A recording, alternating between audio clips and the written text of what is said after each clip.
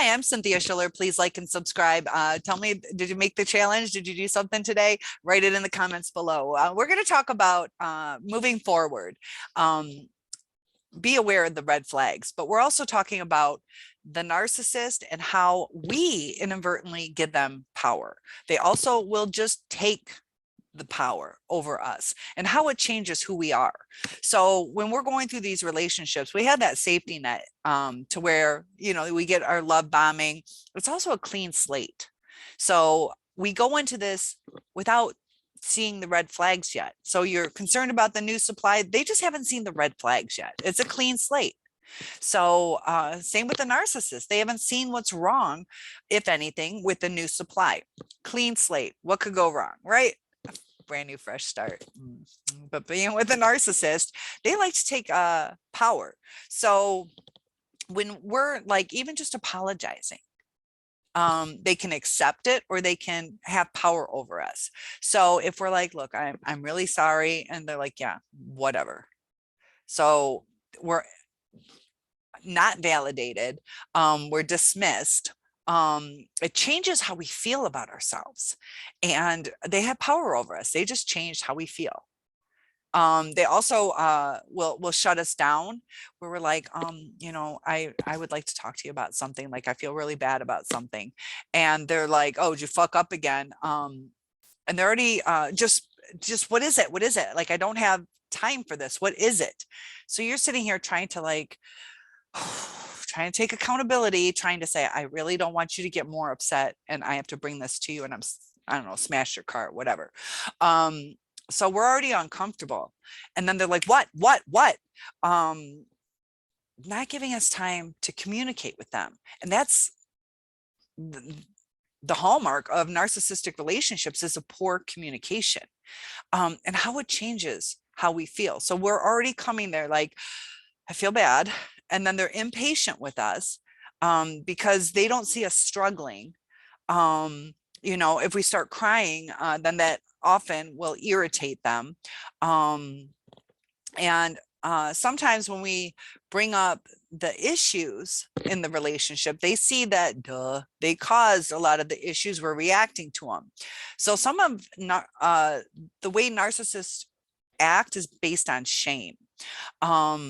And it could be shame from childhood, shame from they know, they've been discarded so many times in life. And they get that because they keep monkey branching. They don't fix what went wrong, or they'll discard before they have to take accountability.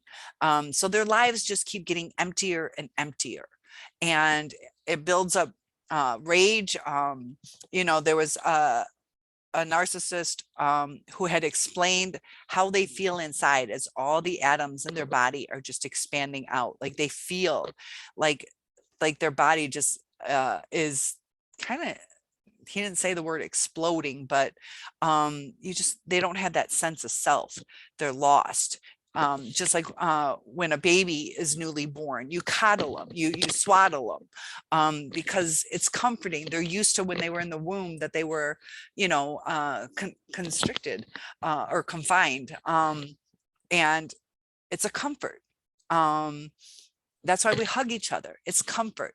So a lot of what we have, I sleep better with a compression blanket, or is that what it's called? A weighted blanket, because it's like, you're kind of swaddled. It's comforting. We're used to when we're cold, we wrap up. It conserves body heat. Doesn't it feel good to like wrap in a towel, or after a shower, or wrap a blanket around you, as opposed to just a warmer area? It's like comforting. You're snuggled. And the narcissist just feels like they're just losing themselves, and they have to come back to that center self, because that's uncomfortable. And I've mentioned before, I want to go into more of in the womb, how much that affects what the mother went through, what kind of, drugs and alcohol, but also the moods.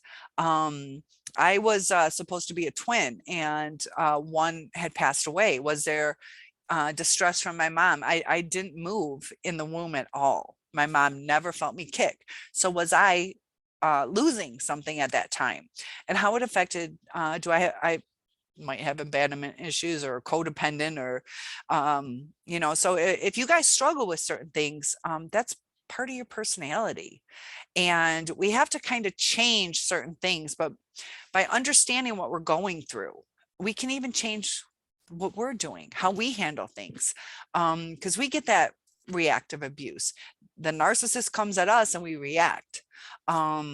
And this is where some of our guilt comes in, is we're like, if I only reacted differently. But it's different with a narcissist, because they will twist it no matter how you came back. If you're calm, then they're like, oh, you really don't care. And you're like, oh, okay, does it have to be an argument? Or they'll just twist whatever, they'll tell you that they need space, and you give it to them, and they're like, oh, like, you really don't care, to where you're not going to win, as opposed to in a healthy relationship, like, thank you for giving me that time. I'm sorry, I was just really agitated. We all have to take accountability for things we're going through, and self-reflection helps with that. Because just like if you were in a car accident and you're hurting right now, you're mangled, you're not going to go, oh my gosh, like, that puppy across the street needs its owner, maybe I should go take it because that owner's probably missing that puppy, I can relate to that. No, we're caught up in ourselves sometimes too, and we need to start healing. But the narcissist knocks us down more and more. And if you notice, as soon as you start to get better, that's when the narcissist comes back. They want to see themselves through our perfection, through our achievements, through it's mirroring. But when we're with the narcissist, we are looking at a broken mirror that's been pieced back together.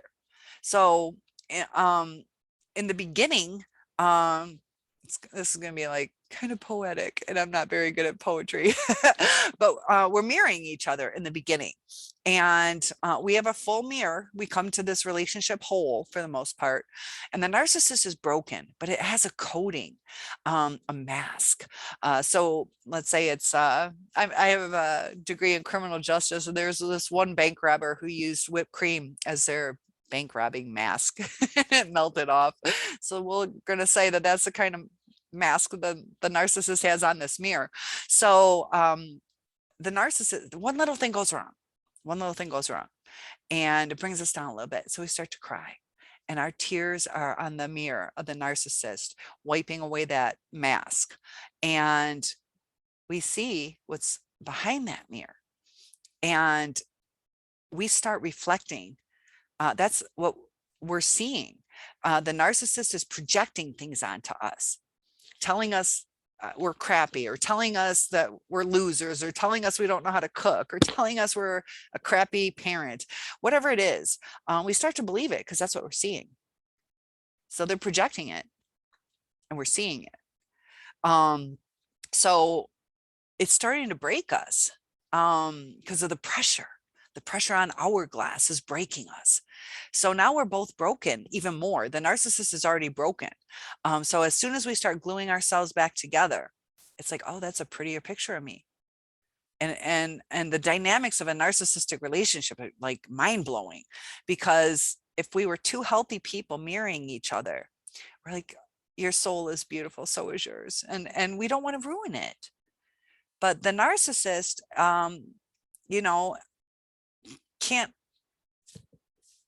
can't allow us to be ourselves. We lose ourselves because they want our energy, and it's not an exchange of energy.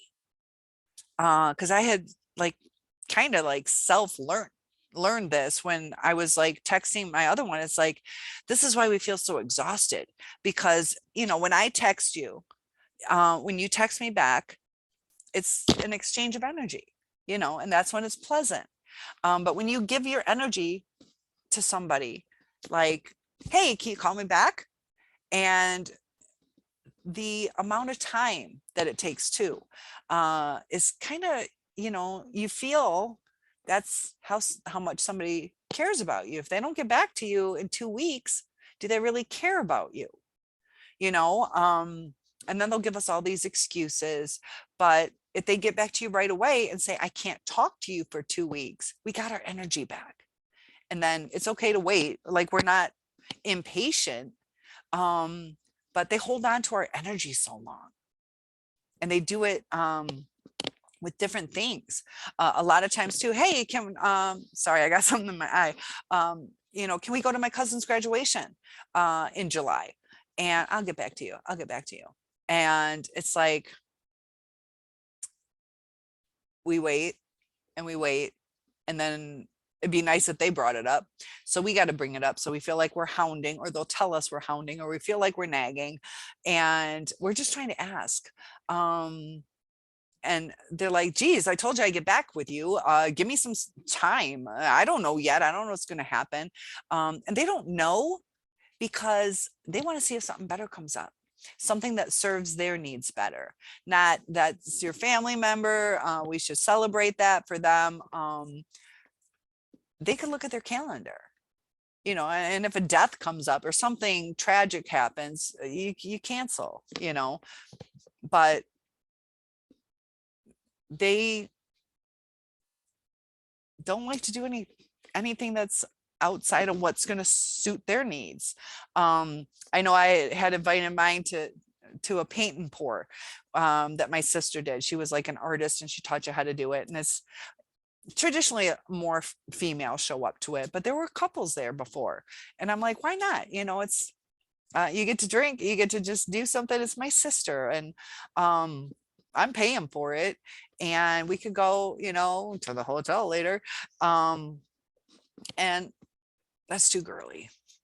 And so we miss out on time together. They'd rather forego time as opposed to, yeah, I'll go with you. It's not necessarily my favorite thing, but they won't sacrifice for us because, you know, they don't want to do it.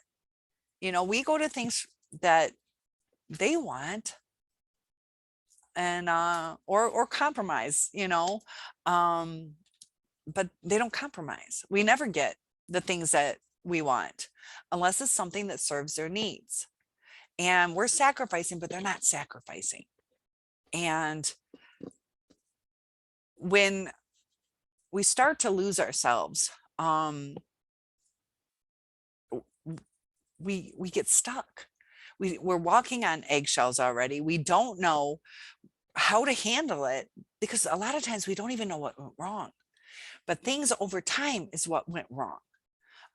It's just like if I scraped a little piece of paint off of your car, you're going to barely notice it, or you're going to accept it. Like, oh, that sucks. She scratched it accidentally with her ring, whatever. But if I take piece by piece by piece by piece, eventually you're going to start to really notice it. Eventually it's going to start to bug you. And it's like, how did it get so bad? How did it get so bad so quick? And that's what happens in our relationships, is it's piece by piece by piece. And eventually there's nothing left. And then the rust and corrosion of our relationship sets in, and we're trying to fix it. And when we're trying to get back to, you know, do I get back with my narcissist? You know, it's already been corroded. That to the narcissist, it's not stable. It's not worth as much as it was before, not worth investing in. They see us as less than. And the only time it seems that they want us is when we are in the beginning whole, or when we start to be whole again. And it's quicker, the discard often, because there's triggers, or they know how to manipulate us. There's lower tolerance. It's such an unhealthy dynamic and we lose so much of our energy. Can you guys comment below if you were exhausted? What some of the things that exhausted you? I know I keep talking about the exchange of energy. When there was one time, my first narc, after work went to a bonfire, and I'm like, oh, what'd you do? And I was not accusatory in any way, didn't think he was cheating. To this day, I don't think he was cheating at that time. But I was just, oh, did you have a nice time? And he didn't get home till like 3:34 in the morning, but it's a bunch of cops. They work till like 11:30 at night. And there's probably female cops there, but whatever, but he was like defensive on it. And as soon as I said, it's okay, don't, I was just asking, I start walking away. He starts chasing after me like, no, you want to know, and I'm like, it's okay. And it's the energy. A lot of times we're like, no, tell me, I'm just trying to say this, and I just want to know because, I would tell you, and I think it's fair. So often, because of the way we handle things, we give them power. Just like if I would have said, no, we need to talk about this. You came home late, and they're going to squash us down. They're not going to acknowledge our feelings, or they're going to get mad at us. They're not going to acknowledge what the question was. They're going to give us word salad, and that's power over us. So we feel powerless. But if we walk away, or I wanted to say this is dating in today's life is really interesting, because I've been looking at all these different suggestions on, how to win a man's heart type thing. And a lot of the things that they are saying is act like a narcissist almost, don't always be available. Don't be too willing to do things. Don't share too much of yourself, and make them work for it. And they should work for it, but it's almost like the narcissist gets a kick out of us just working and working and working for it, but they don't put the effort in too. And it's just really scary thinking about dating again, because we start with blank slates, and we have to be detectives, because we're going in there trusting, because we don't know the person. So pay attention to the red flags. Ask them about their family. How close are they to people? What kind of things do they do? Are they ever able to be alone? And how long was their longest relationship? Be careful on narcissists too, though. Some of them have really long relationships, so that's not always a sign of it. But ask them about their ex. There's different ways they're going to respond. If they're still kicking it with them, they might give them some kudos. But if they were discarded by their ex, they're gonna say they were crazy, and all this smear campaign stuff. And I know that from experience from my first narcissist, because we called off the wedding, and then he started dating this girl, and we got back together, and he was like, man, she's gonna think I'm crazy for getting back together with you. And I said, why? Because she knew that we were engaged and had a baby and we're living together, and then I moved out, and they were only together a little while at that time. And so he said, because I told her. I'm like I did nothing wrong. We were supposed to get married. He wanted to postpone it, and I got scared. Like, I had this baby. I am across state from my family. I'm supposed to start the last 60 credits of my college, where you got to stick to it for 2 years. And I don't even have a job or daycare. And that was like, he couldn't give me a reason why we're not getting married. So I wasn't acting crazy. You know, you broke 3 weeks before the wedding. And that's not crazy. So we did get back together. And of course, you know, one little thing goes wrong. I get a speeding ticket on Valentine's Day, drove across state. So I'm discarded. Guess who he goes back to? Yeah. And they were together 4 years. And guess what? He bailed on her too. 2 engagements. He's 50, almost 59 in a little while. So he's never been married. And I've never been married, but it's because I've had 2 narcissists for a very long time. And, you know, we get stuck in these relationships. Some narcissists discard quickly. They are like gold diggers, and if they take everything you have, then they don't need you anymore, you know, or if it's too much of a hassle to where they don't want to go to your family's things. So they're like, I am so sick of this. And you guys can't see eye to eye. It's hard to tell what the red flags are. It's hard to tell, but pick up on whether they say I, or use the word you. Do they take accountability? You know, I'm sorry I hurt your feelings, or I'm sorry you feel hurt. Pay attention, you know, to their smirks, where you're like, really messed up at work, and I just got fired. I don't know what I'm going to do, and I got bills to pay. And they're like, oh, you did? Tell me about it. And they're like, so you don't have anywhere to go? And they're like, now I can get her to move in. Or as opposed to relating to what your emotions are. So please like and subscribe, and topic requests are always welcome. And I'll see you in the next video. Have a good day.